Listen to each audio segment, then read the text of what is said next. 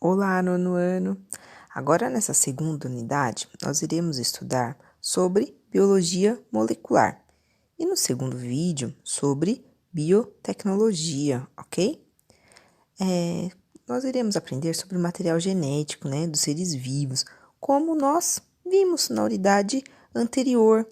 E hoje em dia, né, os cientistas são capazes de manipular o DNA. Para quê? Para encontrar tratamento para doenças, melhorar geneticamente espécies vegetais e animais, tá? De importância econômica para a agricultura, tá? Produzir fármacos e usar para ferramentas biotecnológicas nas indústrias alimentícias, ok? E as espécies, né, existentes, geralmente, diferem entre si em razão do seu conteúdo genético. Essas diferenças, né, elas podem se manifestar em seus fenótipos, que são as características físicas ou não, tá bom? Servindo de base para a atuação da seleção natural. As informações para essas características próprias, né, de cada indivíduo estão contidas no genoma. O que é o genoma, né? É o conjunto de material genético de um indivíduo, de um organismo, tá? Ele é composto por quê? Por material genético e proteínas.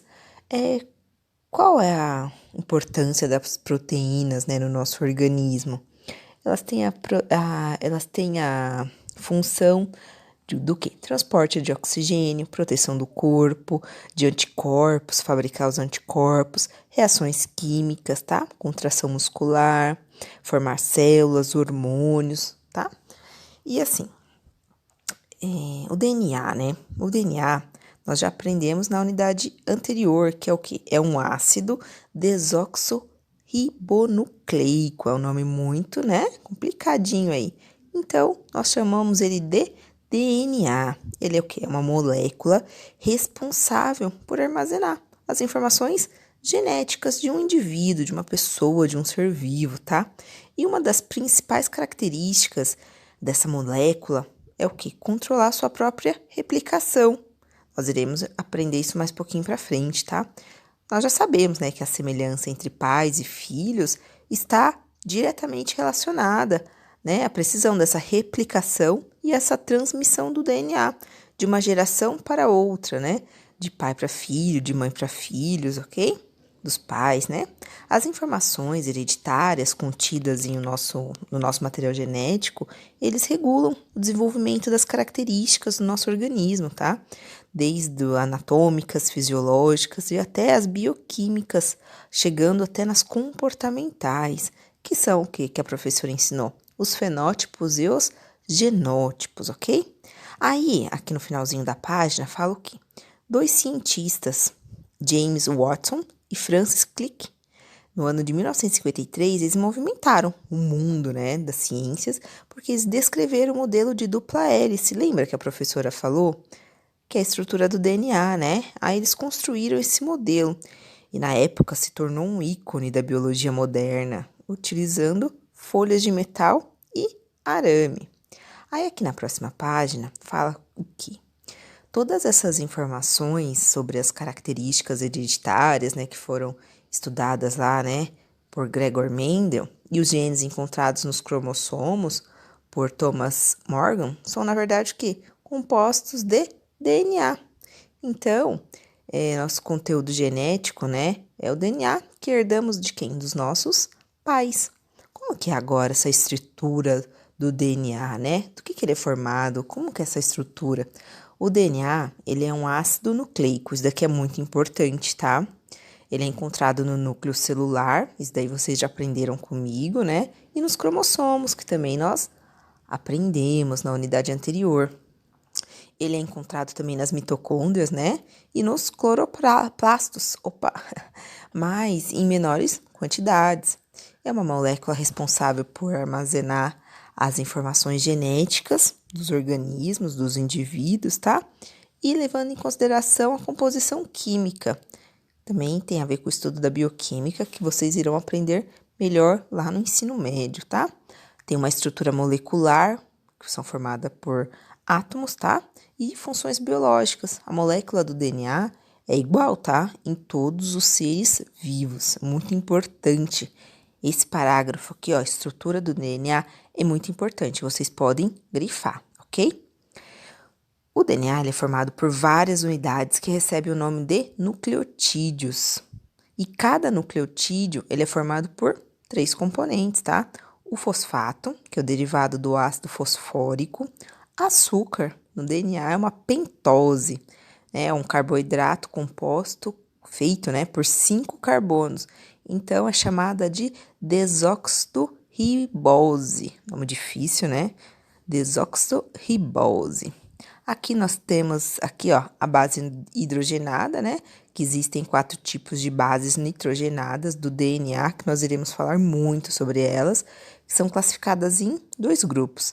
As púricas, que são o quê? A adenina e a guanina, e as pirímidicas, difícil, né? Que é a citosina e a timina. Aí aqui, ó, rapidinho, nós temos a imagem dos 2 cientistas, ok? James Watson e Francis Crick. Aí aqui nós temos a constituição dos nucleotídeos, a imagem, tá bom? Como que eles são formados. E em 1953, esses cientistas, que a professora acabou de falar, junto com Maurício Wilkins, eles propuseram um modelo de estrutura de molécula do DNA que resultou a eles a um prêmio Nobel de Fisiologia e Medicina em 1962. Aqui na próxima página, 316, fala, né, sobre o modelo dessa molécula do DNA descrito, né, pelos cientistas Watson e Crick, que é utilizado até hoje. E nele o DNA é formado por uma cadeia dupla de ácidos nucleicos em formato helicoidal, ou, né, formado por uma dupla hélice, que ela gira em torno de um eixo central. Então, aqui na imagem, na ilustração, né, nós temos o modelo de DNA descrito pelos cientistas Watson e Crick.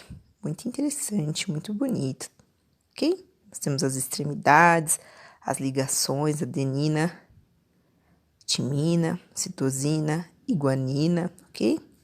Aqui, ó, as cadeias, elas são unidas por ligações químicas, tá? Entre moléculas de hidrogênio, elas são chamadas de hidrogênio, tá? Ou pontos de hidrogênio, que unem, né, essas bases nitrogenadas.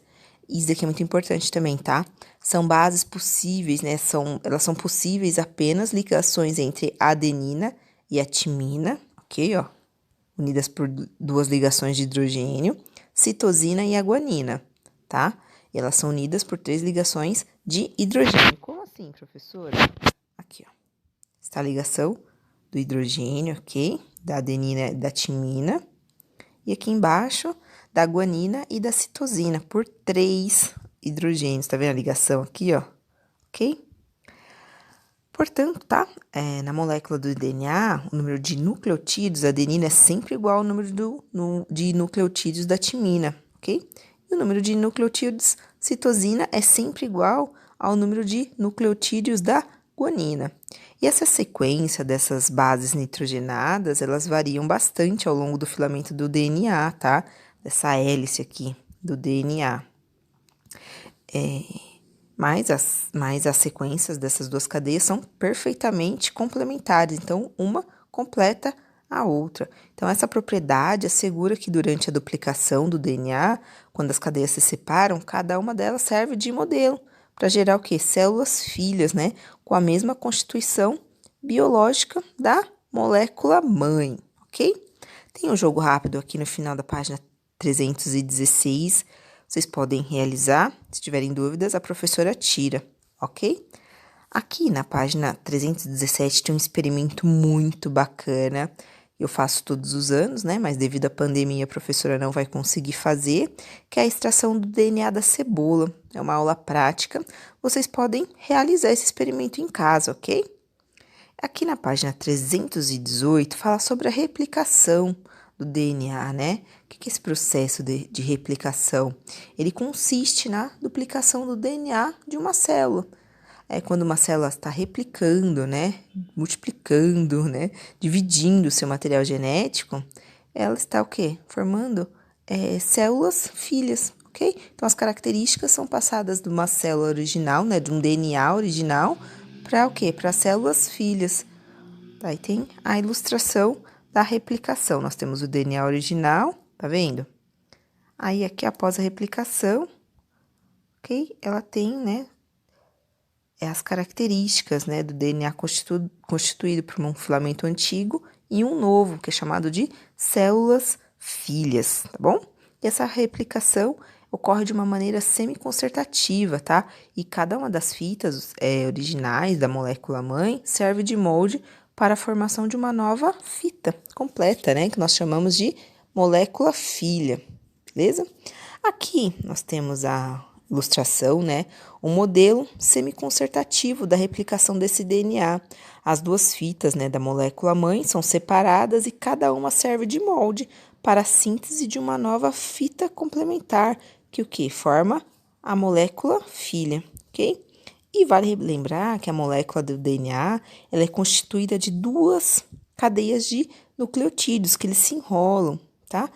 Originando a dupla hélice de DNA que nós chamamos. E essas cadeias, tá, são formadas por nucleotídeos, elas se completam pelo pareamento específico dessas bases nitrogenadas, tá? E assim, cada filamento dessa molécula de DNA tem uma ponta chamada de extremidade 3 e a outra chamada de extremidade 5, ou quinto, tá? Ao se complementarem, essas pontas ficam em sentido contrário. Primeiro, o DNA ele é desenrolado e conforme isso acontece, esse filamento desse molde ele é exposto no sentido de 3 a 5. Possibilita o quê? Um novo filamento, tá? Ele seja sintetizado continuamente, sucessivamente, no sentido 5 a 3. E a replicação ocorre sempre no sentido de 5, da extremidade 5 para a extremidade 3, tá? Então, novos nucleotídeos são sempre adicionados à ponta 3 do filamento. Então, ó, esse parágrafo aqui é muito importante, tá? Agora, na página 319, tem a ilustração, né, da incorporação desses nucleotídeos à fita de DNA, ok? E a principal enzima, né, que atua na replicação, alongando essa molécula do DNA, lembra que a gente viu que ela é bem compactada, é chamada de DNA polimerase, ok? Faz esse alongamento dessa molécula. Agora, aqui na página 319, fala sobre o RNA. Ele é diferente, tá, da molécula do DNA, porque o RNA tem apenas um filamento. O DNA são dois, né? E aqui ele é fabricado no núcleo, com base no modelo da molécula do DNA, tá? Depois de formado, ele migra para o citoplasma, e onde ele desempenha suas funções de síntese das proteínas. Então, aqui nessa ilustração mostra a diferença, tá? Do DNA, que é o ácido desoxirribonucleico, para o RNA, que é o ácido ribonucleico. Aqui estão as bases nitrogenadas, né? Do DNA e aqui do RNA, ok? Agora, na próxima página, fala sobre a estrutura do RNA. Do que ele é formado, do que ele é feito, né? Então, ó, esses nucleotídeos, né, que formam a molécula do RNA, eles são parecidos com a molécula do DNA, mas eles têm o quê? Algumas diferenças, tá? A pentose é uma ribose e as bases nitrogenadas são o quê? Adenina, uracila, citosina e guanina. Então, muda aqui, de adenina e de uracila. A uracila, ela se liga à adenina no lugar da timina, tá? Que não faz parte da molécula do RNA. Então, tá aí uma diferença, tá? Do RNA e do DNA. O RNA ele é encontrado no nucleolo, tá? Do citoplasma, nos ribossomos, nas mitocôndrias e nos cloroplastos. E pode ser classificado em RNA mensageiro, RNA ribossômico e RNA transportador. Ok? O que é isso, professora? O RNA mensageiro, tá? Ele é uma cadeia mais longa, ele é responsável pelo transporte das informações da molécula do DNA do citoplasma, tá? Da célula. Já o RNA ribossômico, ele faz parte da composição química desses ribossomos. E o RNA transportador, né, durante essa síntese, essa junção dessas proteínas, os aminoácidos são levados através desse RNA transportador. Aí tá vendo? Ó, tem o RNA-T, que é de transportador, RNA-Rzinho aqui, que é o ribossômico, e o RNA-M, que é o quê? O mensageiro. Aqui nós temos a ilustração, né, dos diferentes tipos de RNA. Tá bem bacana. E a transcrição, né, é a síntese de uma molécula de RNA. Esse processo ele exige diferentes proteínas precursoras dos nucleotídeos de RNA e um molde de DNA para o final, né, obter a primeira etapa da informação genética, que é um dogma central da biologia molecular, porque o DNA ele é transcrito em RNA, que por sua vez é traduzido em uma proteína. Foi proposto por Francis Crick, tá? Em 1956 e se manteve como absoluta por alguns anos. Porém, lá nos anos 70, os cientistas descobriram que algumas moléculas de RNA eles podem servir de molde para a síntese também do DNA, ok? E essas exceções, né, no entanto, não invalidaram a ideia de que, em geral, a informação genética flui do DNA para o RNA e do RNA para a proteína. Aqui na próxima página, 321, né, fala sobre a transcrição ainda, tá? Do RNA na base de DNA, né?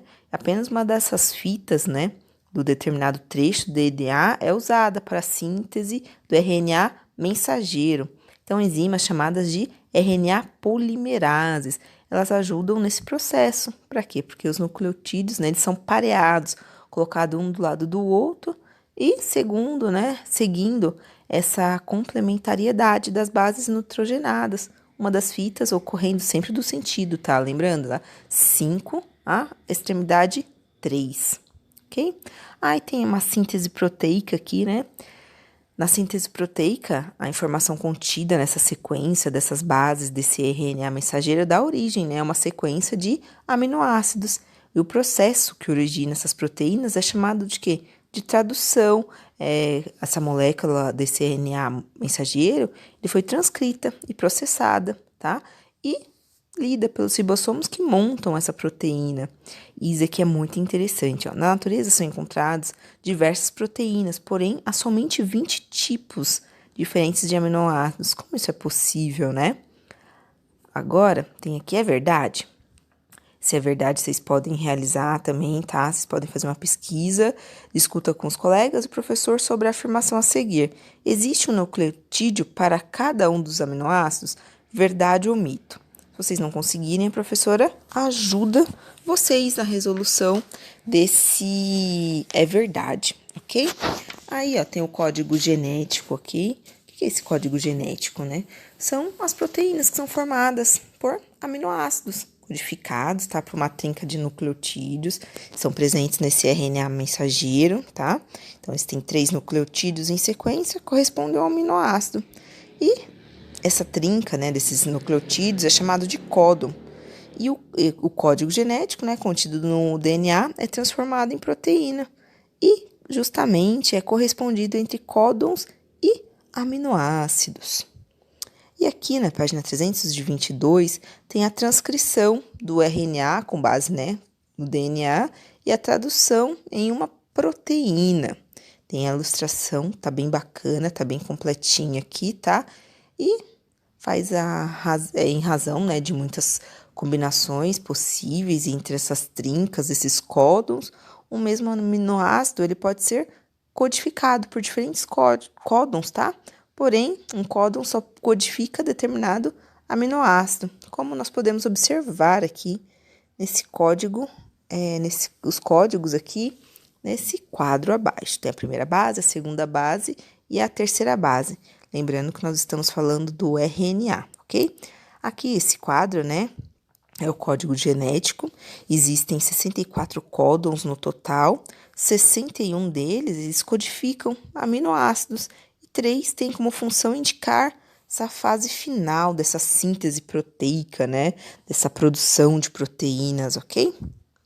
Aqui na página 323, fala sobre essa formação desse códon, dessa trinca, ok? Primeiramente, né, lê-se a primeira base, depois a segunda, em seguida a terceira. O código, né, AUG é um código iniciador, ele sinaliza o RNA mensageiro, onde começa essa tradução. Aí tem os códons, né, UAA, UAG e UGA, são códigos que indicam, né, se é RNA mensageiro, onde termina essa tradução. E nós podemos observar no quadro, né, vemos que somente 2 aminoácidos, a metionina e o tripotrofano. Eles são codificados por apenas uma trinca de bases. Todos esses aminoácidos, eles possuem códons sinônimos, né? Ou seja, né, mais de uma trinca ele codifica esse aminoácido. E o mais interessante, gente, isso daqui é muito interessante, tá? É que esse código genético é universal, o mesmo em praticamente todos os seres vivos do planeta Terra, ok? E ajuda, né, a identificar as diversas espécies biológicas que nós temos no planeta Terra, ok? Dos ancestrais comuns. E a identificação desses códons só é possível com a ajuda do RNA, ok?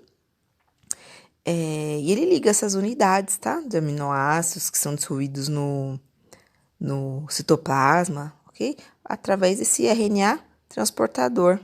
Eles vão se encaixando, tá? Eles vão se completando, como nós podemos ver aqui na ilustração. Tem um esquema desse processo, dessa tradução, tá? E essa ligação entre esse RNA transportador a um aminoácido específico. Ele garante que as enzimas façam o quê? Esse reconhecimento. Por isso que elas se encaixam, eles se completam. E, como citado, né? A tradução ocorre nos ribossomos, onde esse RNA transportador e os respectivos aminoácidos formados, eles vão se encaixando em cada código correspondente do RNA mensageiro. E é o ribossomo que desliza sobre a fita do RNA. Eles vão unindo, tá? Por meio de ligações peptídicas e formam o quê? Uma proteína, ok? Se vocês lembram lá da musiquinha da professora que eu ensinei as organelas celulares, vocês irão lembrar quais são as funções, tudo bem? Bom, agora vou parar por aqui e terá o próximo vídeo sobre a biotecnologia. Até mais, pessoal!